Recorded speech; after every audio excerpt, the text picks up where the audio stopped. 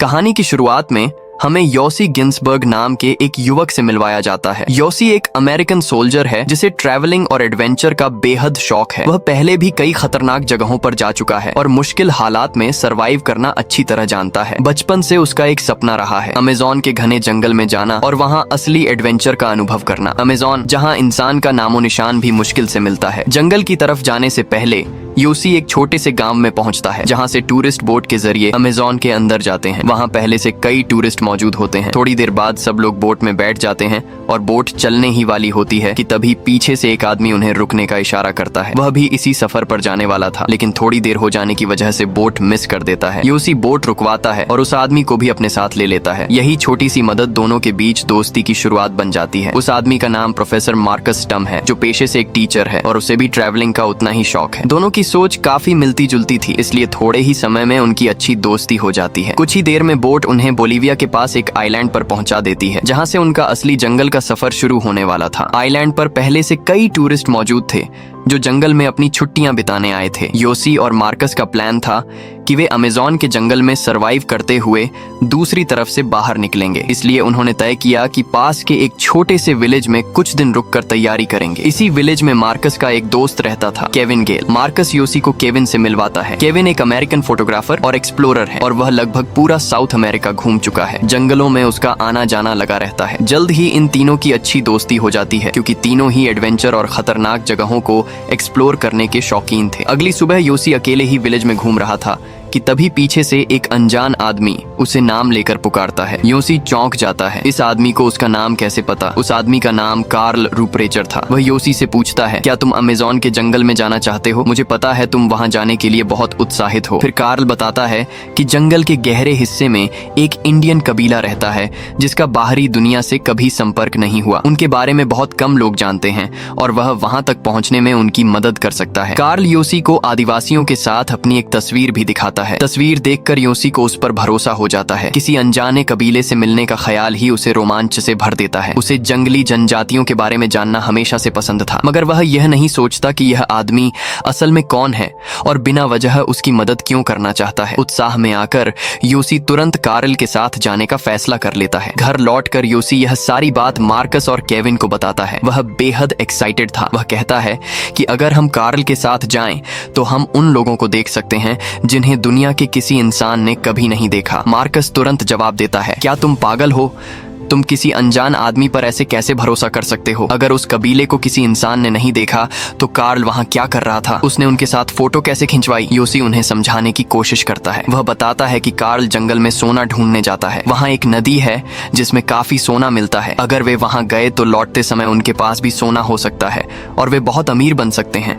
लेकिन केविन और मार्कस को उसकी बात पर जरा भी भरोसा नहीं होता। तब योसी कहता है, कल तुम दोनों खुद कार्ल से मिल लो। अगर तुम्हें उस पर जरा सा भी शक लगे तो हम उसके साथ नहीं जाएंगे। अगली सुबह तीनों कार्ल से मिलने जाते हैं। इस बार कार्ल अपने साथ जंगल का एक मैप भी लाया था। वह उन्हें बताता है कि जिस इंडियन कबीले की वह बात कर रहा है वह अमेज़न के घने जंगलों के बीच अपोलो नाम की जगह पर रहता है। वहां तक पहुंचने में करीब 4-5 दिन लगेंगे। सफर की शुरुआत उन्हें एक छोटे प्लेन से करनी होगी। कार्ल जंगल के रास्तों, नदियों और वहां के खतरों के बारे में इतनी डिटेल में बताता है कि धीरे धीरे केविन और मार्कस को भी उसकी बातों पर भरोसा होने लगता है। आखिरकार चारों लोग इस खतरनाक सफर के लिए तैयार हो जाते हैं, उस कबीले से मिलने के लिए जिसे शायद दुनिया ने कभी नहीं देखा। सफर लंबा और मुश्किल था, इसलिए निकलने से पहले वे पूरी तैयारी करते हैं। जाने से ठीक पहले योसी, केविन और मार्कस एक दुकान में खड़े होकर जंगल का मैप ध्यान से देख रहे थे। थोड़ी देर बाद कार्ल भी वहां आ जाता है। वह तीनों को जंगल में सरवाइव करने की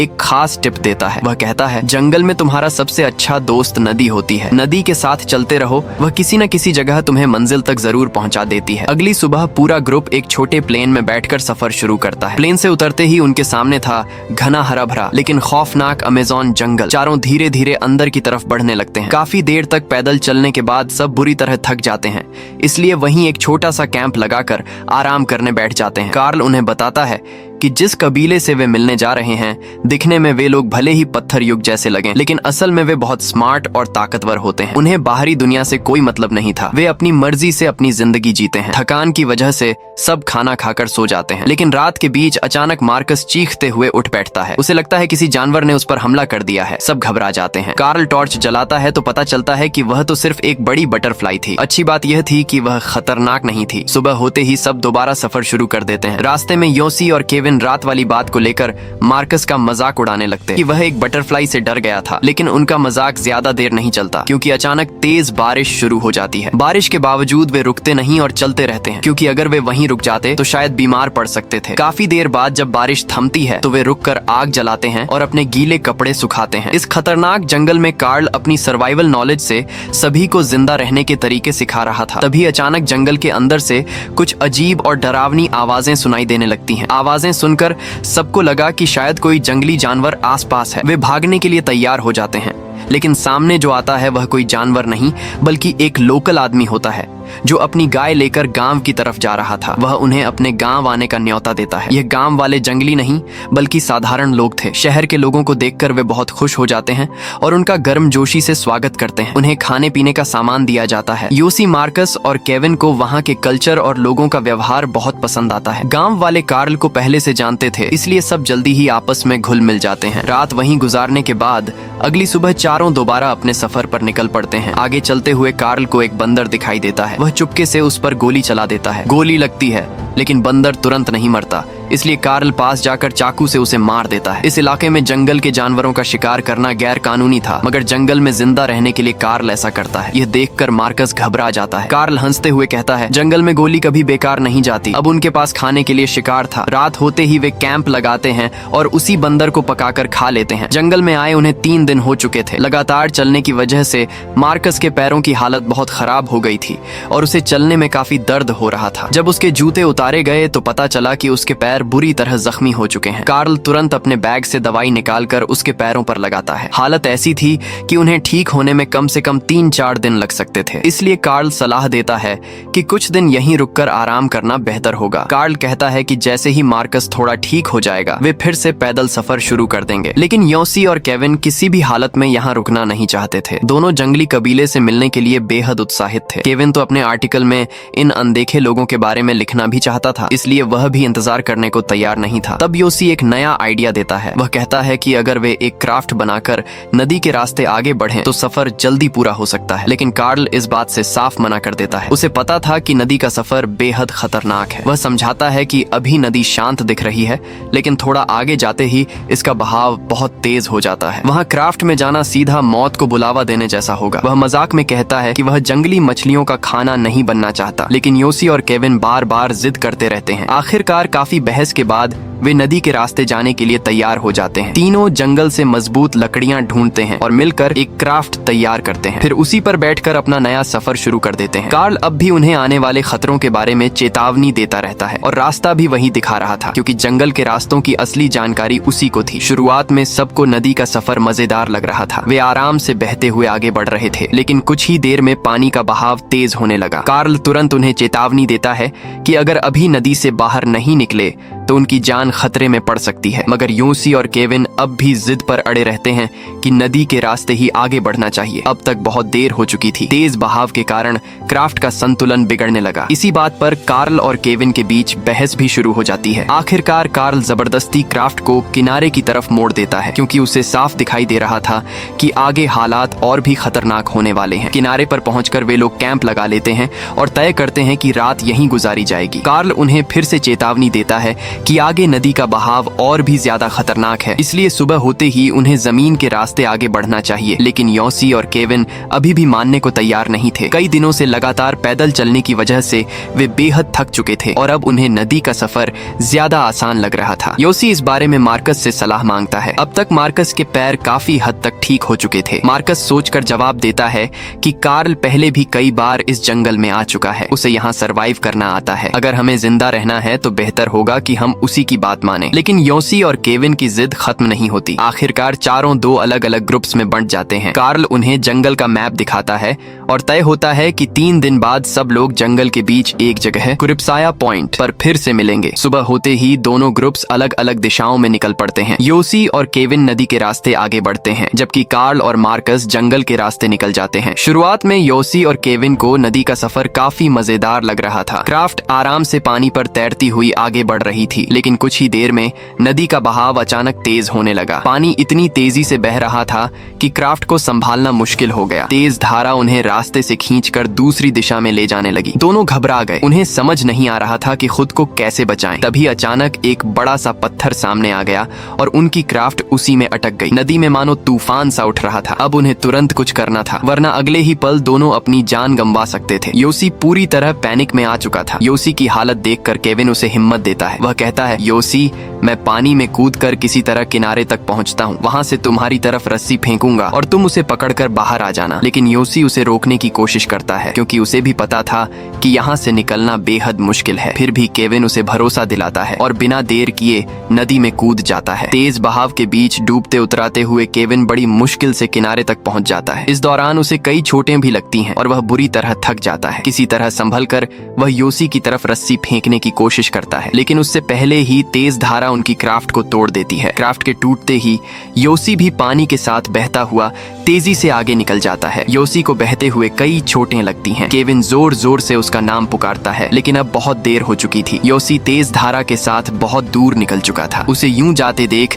केविन अंदर से टूट जाता है। वह नदी के किनारे किनारे भागते हुए उसका पीछा करता है, मगर योसी कहीं दिखाई नहीं देता। दूसरी तरफ काफी देर तक बहने के बाद योसी किसी तरह किनारे तक पहुंचने में कामयाब हो जाता है। वह पूरी तरह थक चुका था और बुरी तरह घबराया हुआ था। सबसे खराब बात यह थी कि उसका सारा सामान भी पानी में बह गया था। कुछ देर बाद उसे अपना बैग नदी में बहता हुआ दिखाई देता है। वह दोबारा पानी में उतरता है और किसी तरह बैग को पकड़कर बाहर ले आता है। बैग में थोड़ा बहुत सर्वाइवल सामान अब भी बचा हुआ था। उसमें कुछ पेन किलर दवाइयां भी थीं। दवा लेने के बाद उसकी हालत थोड़ी बेहतर होने लगती है। जब वह थोड़ा संभलता है तो केविन की तलाश में फिर से जंगल के अंदर निकल पड़ता है। योसी जंगल में जोर जोर से आवाजें लगाता हुआ केविन को पुकार रहा था, लेकिन आसपास कोई भी नहीं था। काफी देर तलाश करने के बाद भी केविन का कोई पता नहीं चलता। आखिरकार वह कार्ल का दिया हुआ मैप निकालता है। उसे मैप पढ़ना अच्छी तरह नहीं आता था, फिर भी कार्ल की बताई बातों को याद करके वह दिशा समझने की कोशिश करता है। मैप पर एक पॉइंट तय करके वह उसी दिशा में चलना शुरू कर देता है। पिछले 2 दिनों से योसी ने कुछ भी नहीं खाया था। भूख की वजह से उसकी हालत कमजोर होती जा रही थी। चलते चलते उसकी नजर एक फल के पेड़ पर पड़ती है। वह फल तोड़ने के लिए पेड़ पर चढ़ जाता है, लेकिन वहां छिपा हुआ एक सांप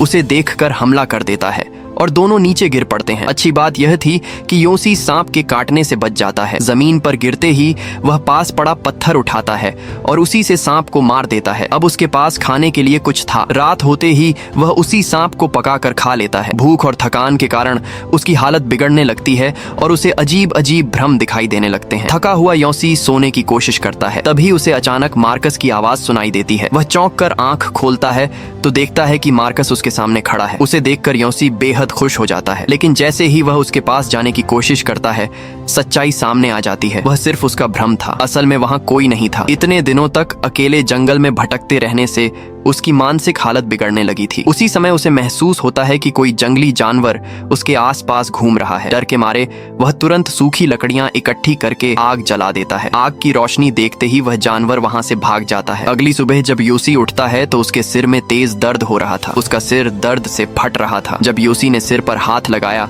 तो उसे महसूस हुआ कि सिर का एक हिस्सा सूज चुका है। त्वचा के अंदर कुछ अजीब सी चुभन हो रही थी। ध्यान से देखने पर उसे पता चला कि उसकी स्किन के अंदर एक कीड़ा घुस गया है। योसी हिम्मत जुटाता है और चाकू से हल्का सा कट लगाकर उस कीड़े की दुम पकड़ लेता है। दर्द सहते हुए वह उसे धीरे धीरे बाहर खींच लेता है। इसके बाद वह फिर से अपना सफर शुरू करता है। थोड़ा आगे जाने पर उसे कुछ अंडे दिखाई देते हैं। वह उन्हें खा लेता है, जिससे उसके शरीर को थोड़ी ऊर्जा मिल जाती है। आगे बढ़ते हुए उसे कुछ टूटे फूटे लकड़ी के घर दिखाई देते हैं। ऐसा लग रहा था जैसे कभी यहाँ कोई कबीला रहा हो, लेकिन अब सब कुछ उजड़ चुका था। योसी को लगता है कि यह जगह आराम करने के लिए ठीक है। वह वहाँ आग जलाकर बैठ जाता है। उसके पैरों में तेज दर्द हो रहा था। जब वह अपने जूते उतारता है तो देखता है कि लगातार कई दिनों तक चलने की वजह से उसके पैर बुरी तरह जख्मी हो चुके हैं और उनसे खून भी निकल रहा है। इस हालत में वह ज्यादा आगे नहीं जा सकता था, इसलिए वह वहीं रुककर रात बिताने का फैसला करता है। अगली सुबह उसकी हालत पहले से थोड़ी बेहतर हो जाती है। वह हिम्मत जुटाकर फिर से जंगल से बाहर निकलने के लिए चल पड़ता है। कुछ दूर जाने पर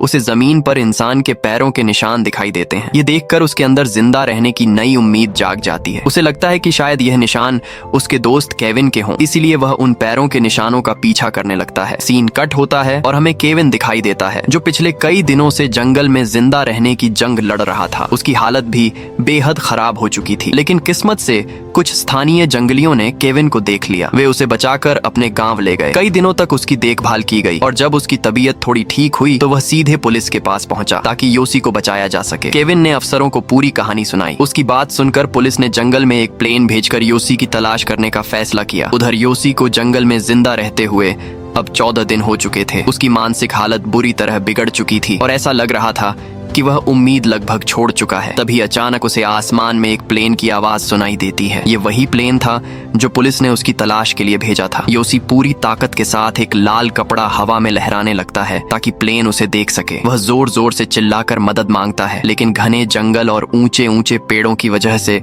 रेस्क्यू टीम उसे देख ही नहीं पाती। थोड़ी देर बाद प्लेन वापस लौट जाता है। योसी की आखिरी उम्मीद भी टूट जाती है। दूसरी तरफ जब प्लेन वापस आता है तो अफसर केविन को बताते हैं कि उन्हें जंगल में कहीं भी योसी नहीं मिला। यह सुनकर केविन बहुत परेशान हो जाता है। वह बार बार अफसरों से विनती करता है कि एक बार फिर खोज शुरू की जाए, लेकिन अफसर कहते हैं कि अगर कोई इंसान 5 दिन तक जंगल से बाहर नहीं आता तो उसे मरा हुआ मान लिया जाता है और योसी को गायब हुए तो 14 दिन हो चुके हैं। उनके हिसाब से अब उसके जिंदा बचने की कोई उम्मीद नहीं है, मगर केविन को अभी भी यकीन था कि उसका दोस्त जिंदा है। आखिरकार केविन फैसला करता है कि अगर कोई उसकी मदद नहीं करेगा तो वह खुद ही योसी को ढूंढने जाएगा। वह दोबारा उसी गांव में जाता है जहां पहले ठहरा था। वहां उसे एक स्थानीय आदमी मिलता है जिसे जंगल के हर रास्ते की पूरी जानकारी थी। केविन उससे विनती करता है कि वह योसी को ढूंढने के लिए उसके साथ जंगल में चले, लेकिन वह स्थानीय आदमी पहले साफ मना कर देता है क्योंकि उसे भी यकीन था कि योसी शायद अब जिंदा नहीं होगा। केविन हार नहीं मानता। वह उसे पैसे देने की पेशकश करता है। आखिरकार वह आदमी तैयार हो जाता है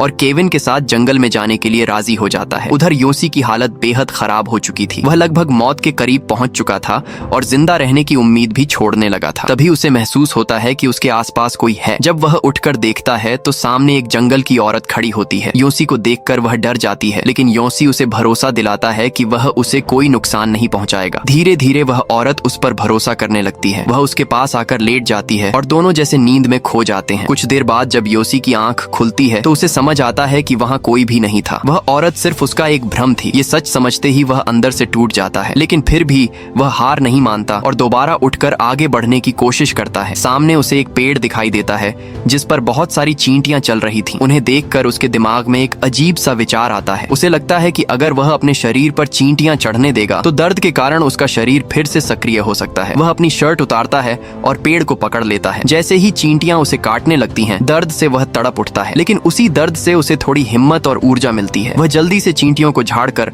आगे दौड़ पड़ता है। कुछ देर बाद वह नदी तक पहुंच जाता है और वहां थोड़ी देर बैठकर आराम करता है। फिर एक पेड़ की शाखा से जमीन पर अपने नाम का वाई बना देता है ताकि अगर कोई उसकी तलाश में आए तो समझ सके कि वह आसपास ही है। इसी दौरान उसके पास से एक कछुआ गुजरता है। योसी बेहद भूखा था। वह जल्दी से एक पत्थर उठाता है ताकि कछुए को मारकर खा सके, लेकिन अगले ही पल उसे उस पर तरस आ जाता है और वह कछुए को जाने देता है। थोड़ी ही देर में चारों तरफ घना अंधेरा छा जाता है। योसी को लगता है कि शायद सुबह तक उसकी मौत हो जाएगी क्योंकि उसके शरीर में अब जरा सी भी ताकत बाकी नहीं थी। इतने दिनों में कोई मदद भी नहीं आई थी। इन्हीं ख्यालों में वह सो जाता है। अगली सुबह एक चमत्कार होता है। केविन उसी जगह पहुंच जाता है। जमीन पर बना वाई का निशान देखकर वह समझ जाता है कि योसी यहीं कहीं आसपास है। उसे उम्मीद थी कि उसका दोस्त अभी भी जिंदा होगा, लेकिन काफी देर तक ढूंढने के बाद भी उसे योसी का कोई पता नहीं चलता। धीरे धीरे उसके मन में भी यह डर आने लगता है कि शायद योसी इस जंगल में मर चुका है। निराश होकर केविन वापस लौटने का फैसला करता है। जाते समय वह नाव का जनरेटर चालू करता है। उसी आवाज से पास में बेहोश पड़े योसी की आंख खुल जाती है। वह बुरी हालत में भी पूरी ताकत से केविन को आवाजें देने लगता है, लेकिन नदी की लहरों और जनरेटर के शोर में उसकी आवाज केविन तक नहीं पहुंच पाती। केविन नाव में बैठकर वापस जाने लगता है और योसी बेबस होकर उसे दूर जाता हुआ देखता है। उस पल वह अंदर से पूरी तरह टूट जाता है। तभी केविन आखिरी बार पीछे मुड़कर देखता है और अचानक उसे दूर खड़ा एक आदमी दिखाई देता है। वह योसी था। केविन को अपनी आंखों पर यकीन नहीं होता। इतने दिनों तक अपने दोस्त को ढूंढने के बाद वह सच में उसके सामने जिंदा खड़ा था और मदद के लिए चिल्ला रहा था। केविन तुरंत उस स्थानीय आदमी से नाव वापस मोड़ने को कहता है। नाव जैसे ही किनारे पहुंचती है, केविन दौड़ता हुआ योसी के पास आता है। योसी उसे देखते ही फूट फूट कर रोने लगता लगता है। दोनों एक दूसरे को कसकर गले लगा लेते हैं, जैसे जिंदगी ने उन्हें दूसरा मौका दे दिया हो। केविन और वह स्थानीय आदमी दोनों हैरान थे